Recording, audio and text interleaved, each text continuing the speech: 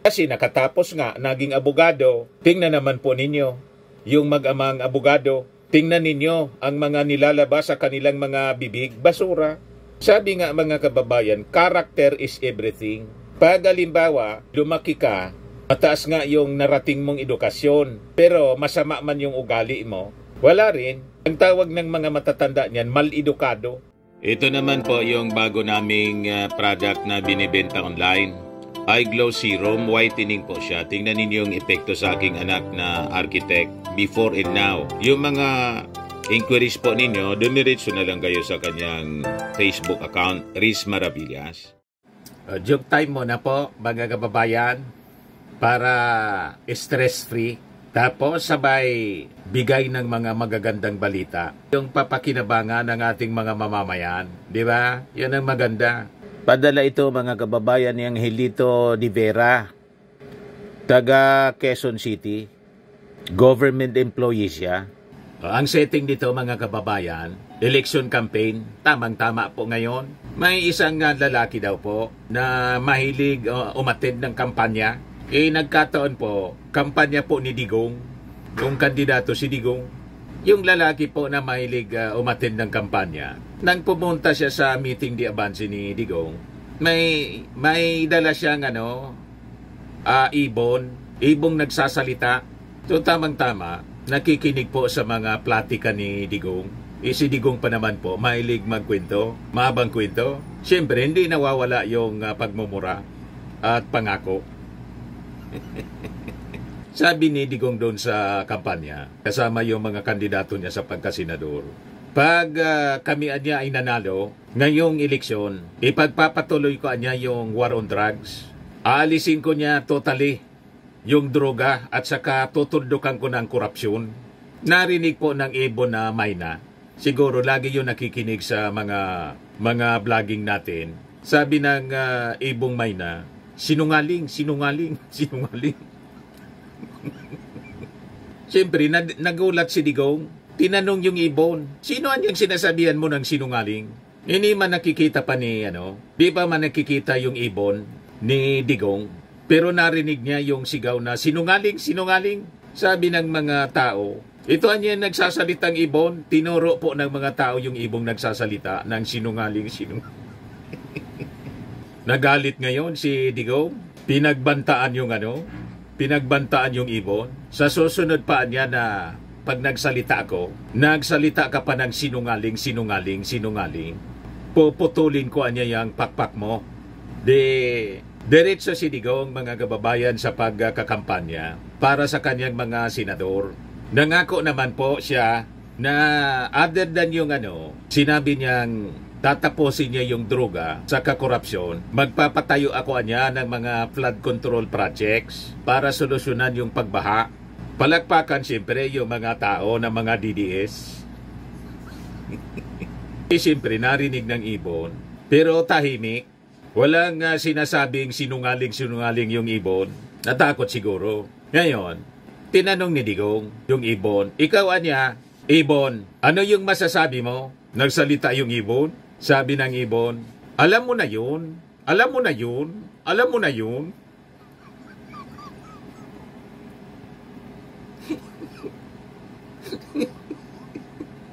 Hindi nga po nagsalita ng sinungaling. Hindi ba ng Ibon yung sagot? Imbis sabihin niyang sinungaling. Alam mo na yun.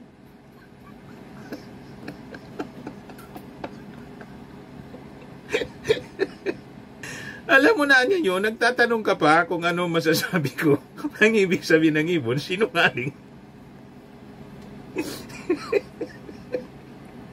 Hindi lang niya masabing sinungaling kasi tatanggalan siya ng pagpak. Alam mo na yun. Sabi ng Ibon. Hindi marunong magsinungaling yung Ibon po. Hindi na lang nagsalita ng sinungaling. Pero alam mo na niya yun. Matik na, 200 pesos. Padala mo na po yung iyong Ay, parang nandito na yung GCash mo. Padala na lang kita ng 200 pesos. Angelito de Vera dyan sa Quezon City. O, isama na kita sa raffle. Sa monthly draw, 5,000 yung mabubunot natin. 5,000 pesos yung price. Sa grand prize natin sa Disyembre, 10,000. Di balik na tayo mga kababayan dito sa ating seryosong kwento. Yung joke man lang yon. Ay taga Muñoz na Nueva Ecija pala siya. Di man taga Quezon City. Pero sa Facebook account niya, Quezon City nakalagay. Anyway, congrats. Dito na po tayo sa mga magagandang balita. Ito hindi sinungaling po na presidente. Tingnan ninyo, talagang ginagawa niya. Sabi dito sa balita mga kababayan, kabataan ang pag-asa ng bayan, investing in early childhood education, 700 million allocated this year. Para po ito mga kababayan sa Pondo for Child Development Center, CDCs.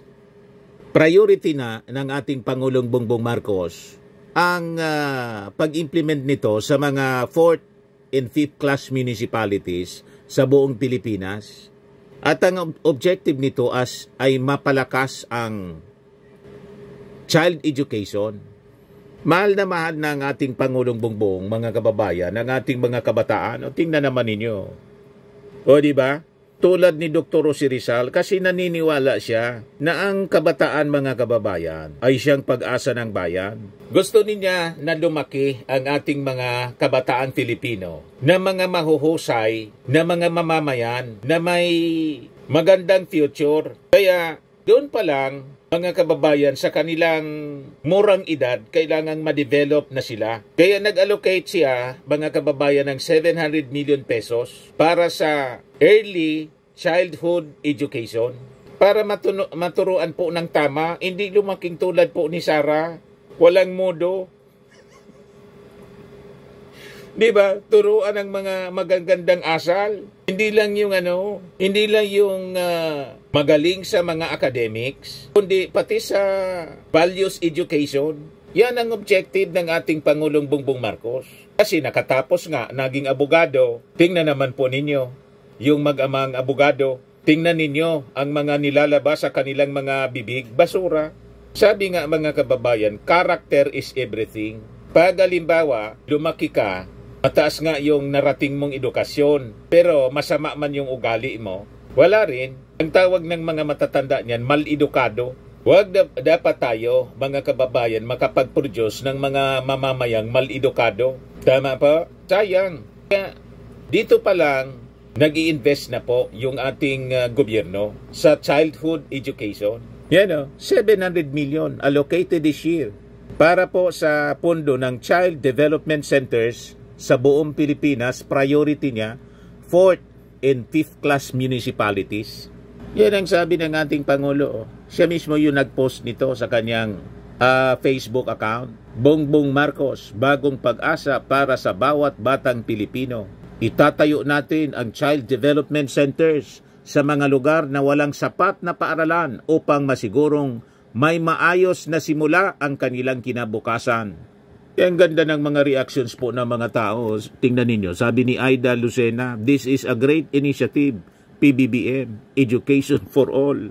Sabi ni Planned Parenting Paradise, we should prepare our future generation, our future generations yan, to see best version of themselves by giving them best education in their early years. Sabi ni Mark Tan, salamat sa malasakit mo, BBM. Sabi ni Mary Crisostomo, saludo po kami sa inyong malasakit para sa edukasyon ng mga bata. Sabi ng United Loyalists Cavite, salamat sa tunay na malasakit. Yan ang ating presidente, mga kababayan. Talagang pinapakita niya ang totoong pagmamahal sa ating bansa. Lalo na sa ating mga kabataan na siyang pag-asa ng ating bayan. The hope of our motherland. Ang ating mga kabataan. Yan ba? Sabi ng ating Pangulo, gawin na natin ito. I am thinking the daycare centers can also be CDCs. Ganon na rin yun eh. You have the same kind of training for the people. The kids are there. Sabi ng ating Pangulong Bongbong Marcos during the sectoral meeting sa Palasyo Malacanang with the Second Congressional Commission on Education or EDCOM 2 and other agencies. So sabi po ni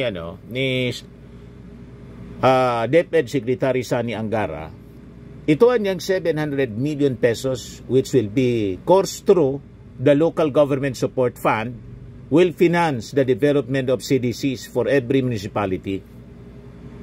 Angara said establishing CDCs is a low-hanging fruit in terms of expense and also a much-needed investment niya in the country's education sector. Early childhood has been an aspiration of the country since 1978, but according to data, in EDCOM2's Year 2 report, 5,800 barangays still do not have CDCs despite a 1990 law requiring each barangay to have at least one. Some 229 of them belong to low-income LGUs. Investing niya in ACCD is a critical step towards improving educational outcomes. It is not only reduces dropout rates and boosts completion, but most importantly, it increases the likelihood of achieving literacy among young learners. Napakaganda po ng programa ng ating Pangulong Bongbong Marcos sa edukasyon.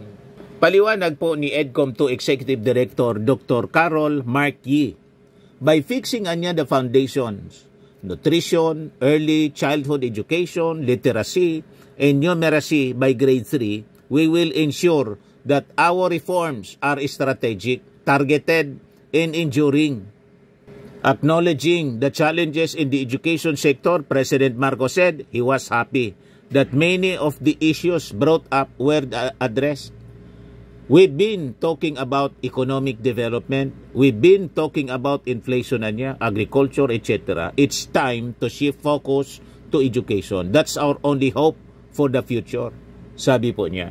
O diba, napakaganda. Tama yung ipinalit na DepEd Secretary ng ating Pangulong Bongbong Marcos, si Sani Angara. Malawak yung pagkaintindi sa sektor ng edukasyon. Hindi tulad po yung ng kanyang pinalitan. Naubos yung pundo.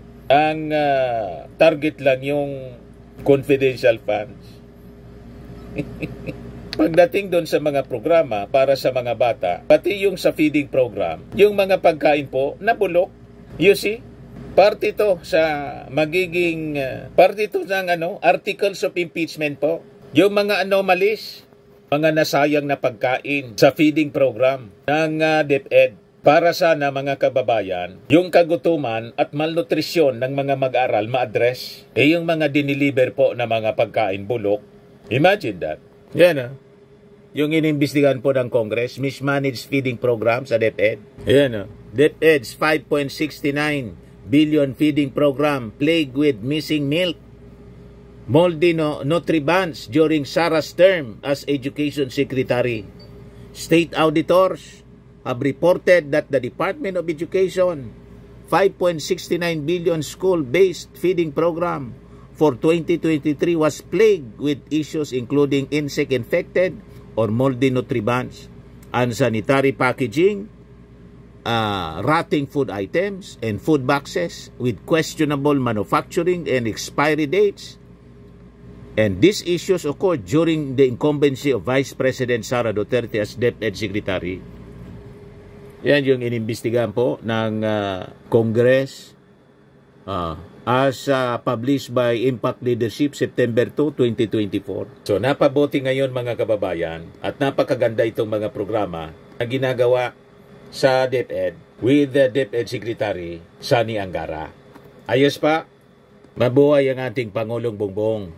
Di ba, mga kababayan? At itong ating programa mga kababayan, atin sa inyo nitong ating mga sponsors. Firmax Framing and Lifting Cream. Pinapay po sa mga pulses in affected area. Mainam po ito sa mga pains at paninigas ng mga kaso-kasuan. Ito sa mukha naman yung application, anti-aging, Automax po siya. Ito ay Glow 60 mga kababayan. Whitening po siya. Made in South Korea. Ito naman po, Ningxia Red Mix Fruit Drink. Gawa po siya sa goji berry. May anti-cancer properties po siya. At sa mga nagana po ng malinis and spacious fitness gym, pumunta lang po kayo sa aming Colossal Fitness Gym. May Grab ka rental din po kami. bills payment po sa aming office. At saka sa mga mahilig po sa mga imported bags, manood po kayo sa live selling ni Madam Eileen Rosales sa kanyang Eileen Closet po. Pati mga shoes, ito yung kanya po. Ito yung kanyang page. Kita ninyo, napakagandang mga online selling po siya. Si Madam Eileen Rosales. At cellphone number niya po, 773-798-7816.